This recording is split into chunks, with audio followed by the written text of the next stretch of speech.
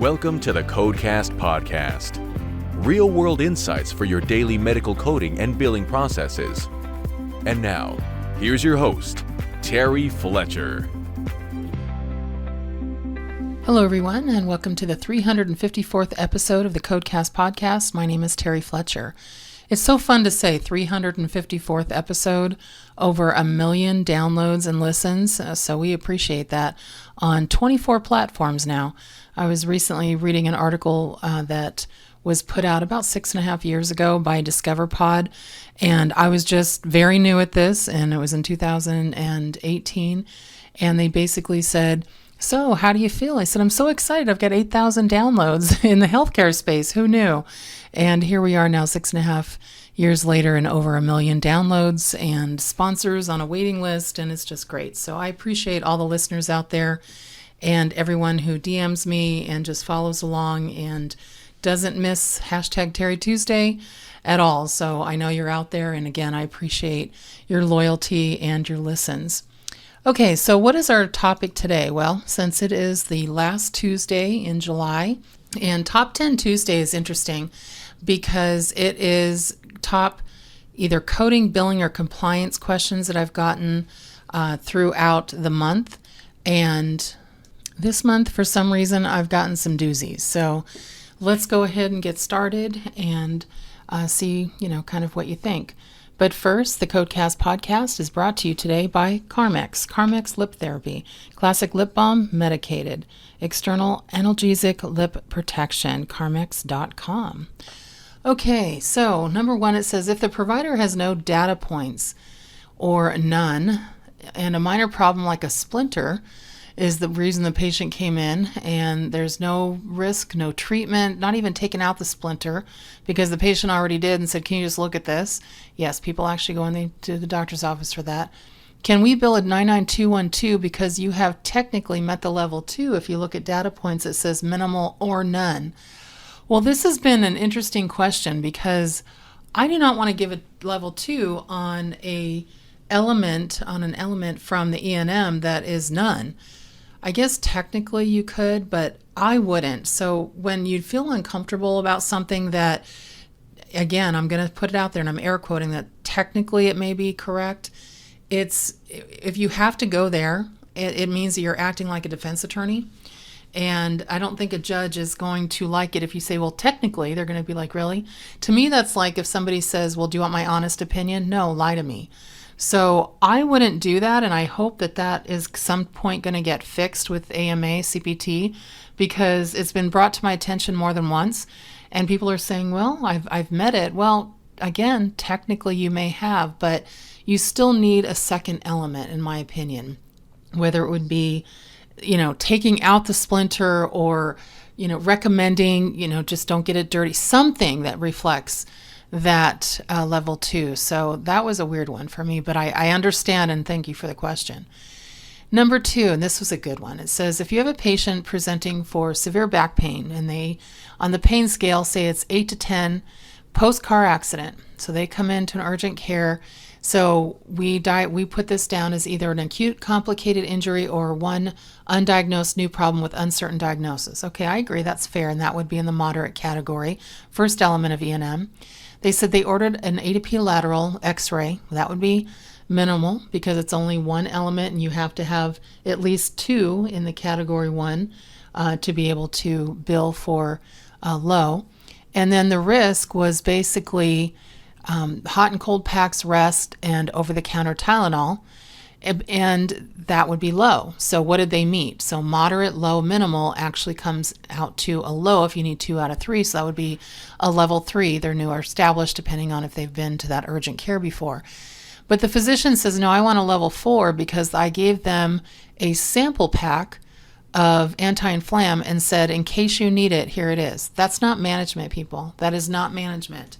So prescription drug management means you've written a script and now you're explaining to them why they have to use a script. Not that you've given them a sample for, I hate to call it preventative reasons, but a just-in-case reason. That's still, to me, over the counter because you handed it to them. So be very careful trying to upcode based on handing somebody a sample. Number 3, and this is a really good question. Someone said, Terry, I was listening to the last webinar you gave for the NSCHBC, and you were talking about a compliance issue of follow-up test results. Can you explain why you feel that follow-up test results could be a compliance risk in the practice? So here, I do a lot of auditing, not just for physicians, but also for payers. Not only that, I also have done a lot of legal work. No, I am not an attorney, so let me say that right now. But I am an expert witness on many cases. And here's where my issue of compliance is on follow-up test results. So there's been allegation of malpractice insurances and medical claims where they say that failure to diagnose or delay in diagnosis can be found in approximately 25% of all medical malpractice claims. Many of these failures and delays in diagnosis they feel is tied directly to the fact that the patient's lab or test results have either been unread or unreported to the patient and unread by the physician, so not reviewed. If the test is important enough for the physician to order it, and that you're billing something for the medical necessity, saying that you did order, so you're using that as a data point, it's important enough to track the results. Double checking for a patient's results at the time of their next appointment is certainly helpful, but that's not to me, that's not an efficient practice because all patients don't return as requested. So, merely asking patients to call if they've not heard from you regarding the results is also not sufficient. I know for me as a patient, let's say, no news is good news. If it was truly important, the physician would probably give us a call, right? No, waiting on the patient is no longer considered good practice. So you need to have some kind of system in place that prevents the following from occurring. So not knowing when a test result is missing, delay in diagnosis or treatment, and vital clinical information being filed or scanned without first the physician reviewing it, initialing it, and then entering it in the system and relaying it to the patient.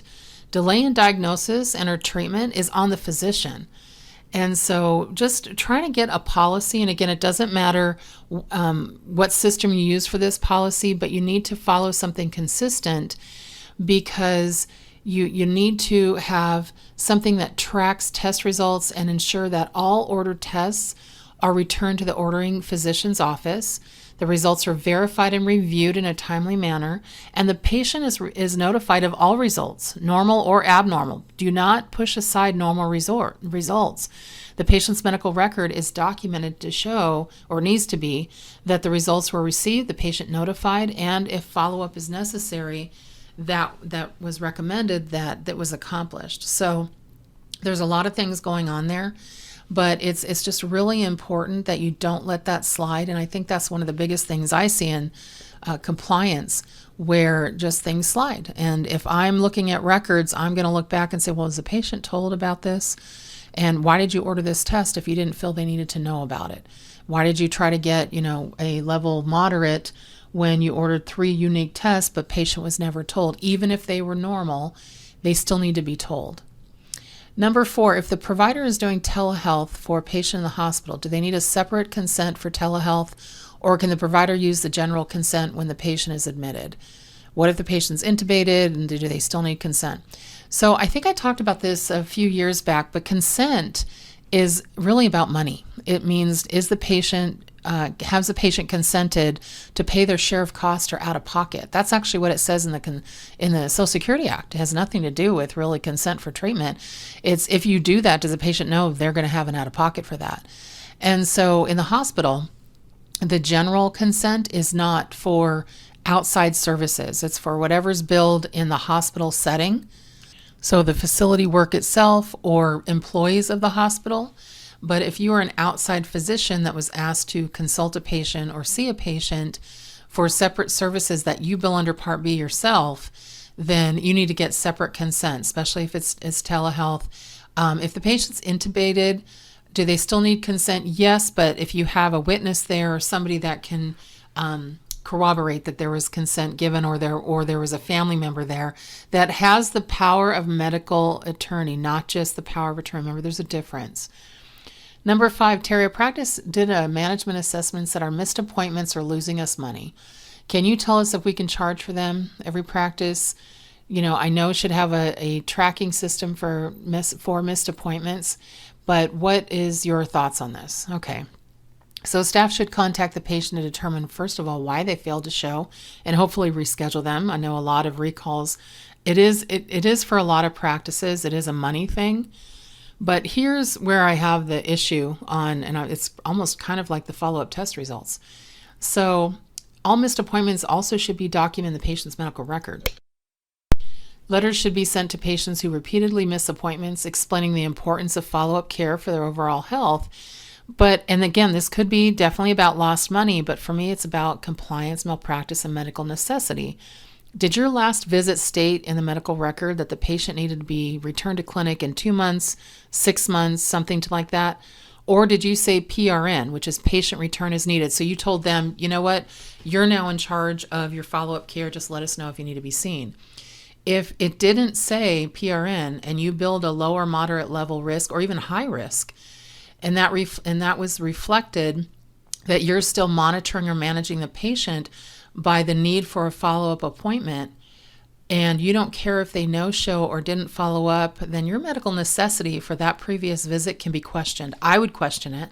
See, I take things not to the extreme, but I look at the total health picture on that patient and the total clinical encounters, plural, not just today's visit. Yes, today's visit for that level, but then if you're being audited, I'm going to look to see what's around that visit. And was there follow-up? Was there follow-up on the test results? Was there another appointment scheduled? And if the practice drops the ball, then yes, there's going to be a problem there. So missed appointments can be costly, but I wouldn't want to be somebody saying that I billed a level 4 or 5, saying patient returned to clinic in 8 weeks or 2 months or something like that, and then the patient never comes back. And what if they're a Coumadin patient? They're not getting their blood draws. They're not getting, checking on that. That's going to be a problem. Number 6, I am reading a note that says patient refused flu and COVID booster vaccines. Patient has threatened to sue our provider for this language. What are your thoughts? Okay. This is a big one, and this is becoming a problem lately because patients are looking at they're asking for medical records, and because of the Information Act that they have to get whatever, they have to be able to get whatever they want under the HIPAA guidelines, and you can't hold back information. So patients can have whatever they want. There's timelines within 30 days. They will read their documentation, and a lot of errors have been found. A lot of language in there has been found. Unfortunately, a lot of bias has been found. But what I find too is a lot of hostilities in there. Remember, if you say the patient refused, that's not the same as the patient declined. So let me give you an example. If it's not flu season and it's July and I'm out in the sunshine, I haven't been sick in a couple of years and I'm doing great, and somebody says, did you want your flu shot today? We've got some extras. Or do you want, another booster of the COVID vaccine? Say, no, COVID really ended last year. I've never had a problem. Or when I had it, I had antibodies. Or I don't need a flu vaccine right now. It's the summer. That's the patient declining and why. And that should be documented. Patient declined. That's not flu season in their opinion. We'll revisit it or something like that.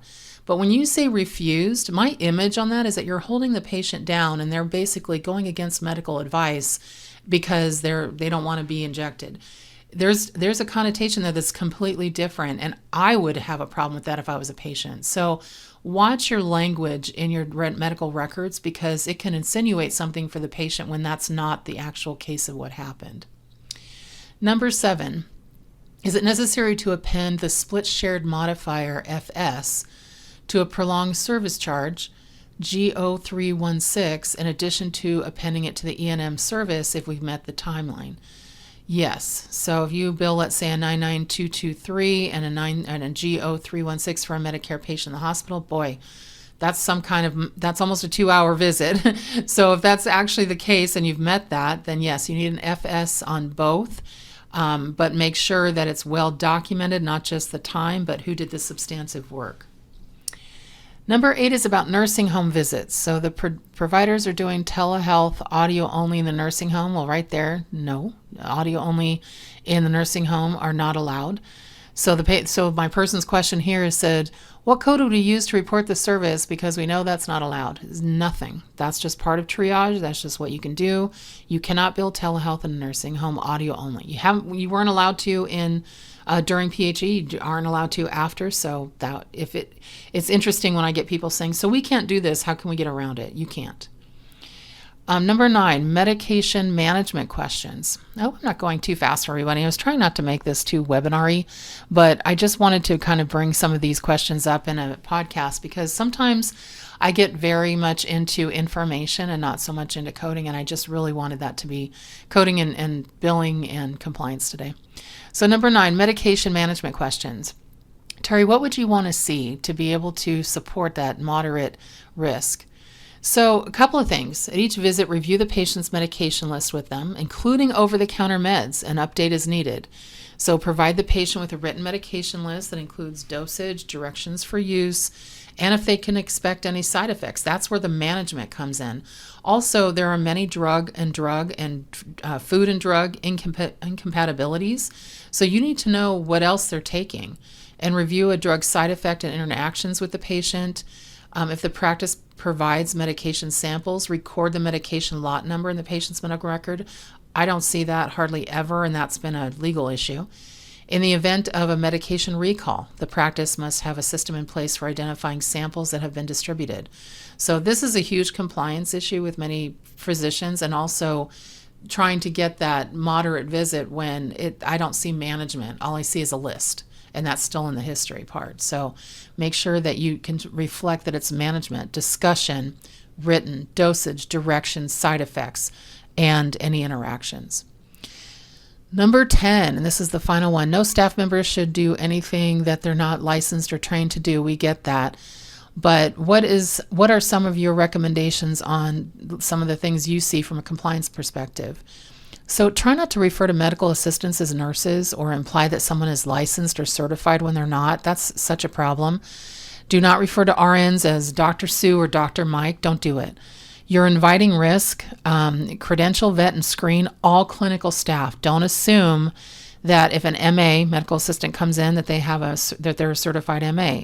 If you have someone coming from out of state and they were a nurse practitioner or PA, make sure that they didn't get kicked out of state. And also make sure that their supervising physician isn't still listed in that state. Otherwise, whatever they do in your office, that supervising physician is still going to be responsible, and it could extend to your office, and it becomes a mess. I've seen that happen. But if you get physicians from out of state, out of country, also verify. Now, this can happen during the credentialing process, but sometimes the credentialing process takes a little time. And so you need to do it before you have them see any of your patients because, again, you're inviting risk. If you have somebody that has told you they're an MD or DO or PA or nurse practitioner or an MA or an RN, and you find out later either they're not, they lost their license, or they're practicing at a higher level than they're supposed to. So I've recently come across some RNs saying that they're a nurse practitioner, and boy, has that been a mess. Because as you know, RNs under Incident 2 can only report the 99211, and they're trying to report regular office visits. And that's just a no-no. You can't do it. I don't care if you stayed at a Holiday Inn Express. I don't care if you played one on TV. You cannot do it. So I even had the excuse, well, they've worked for me for 20 years. That does not make you a nurse practitioner. So be really cautious about that and protect your practice. So kind of a fun little, tidbit. It's not really personal, but it kind of is. I've been asked to consider speaking on SiriusXM Radio in this kind of a podcast-like atmosphere as a guest speaker on one of the medical channels, and I'll keep you posted on that. So I'm excited about that. I think as soon as we hit 1 million listens and downloads and followers, they were just like, okay, it's time. So I know that I was approached a couple of years ago with that, and I think now we're getting ready to do that. So anyway, just keep that in mind. That's coming. And so is football season. Oh my gosh, I'm so ready for Pittsburgh Steeler football, and I'll be upping my podcast for that coming in September when we start the season. And I hope all of you are ready for some fantasy football as well. You know, I'm all about that because I have my 4 leagues that I'm in.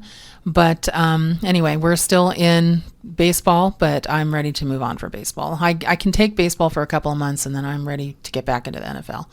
So everyone, I hope you're not too hot, and I know we've been very hot here in Southern California. I know we've had several multiple 100-degree days. Try to hydrate, make sure you're wearing your sunblock, and try to make sure that you're in as cool spaces as you can. So everyone, make it a great rest of your week, make it a great day, and thank you for listening to the CodeCast podcast. For more information on medical coding, billing, auditing, and compliance, including how to hire Terry, follow Terry on Twitter at TerryCoder1 or visit her website at www.terryfletcher.net. Podcast producer Joe Kuzma. Music producer Dassassin Music.